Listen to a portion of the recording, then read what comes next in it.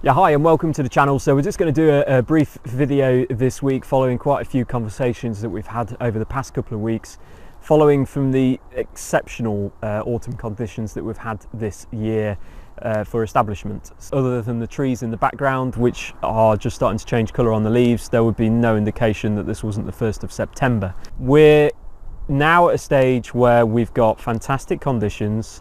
All of the winter crops that have been planned to be drilled have been.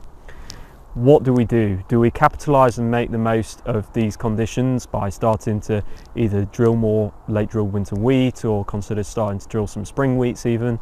Even had people considering drilling and indeed drilling spring barley already. But then on the other hand, we sort of think, well, are these fields that have been set aside for spring, they've generally been set aside for spring cropping for a reason, whether it be black grass, part of a balanced rotation, going into a break crop to give you an area of first wheat the year following.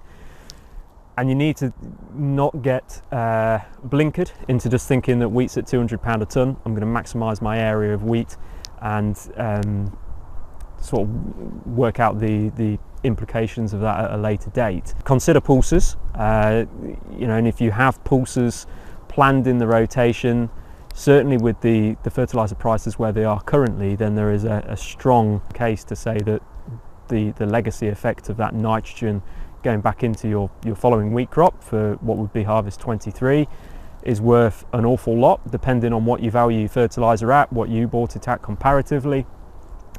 It could be getting up to £100 a hectare contribution to the following wheat crop. So pulses, peas or beans, depending on your land type, are still offering a fantastic opportunity. If you decide that conditions are too good to miss, then look at wheat now. Consider varieties like Skyfall, where should the weather turn on us unexpectedly now, that you've got that capability and flexibility to go into the spring still without having to buy seed twice.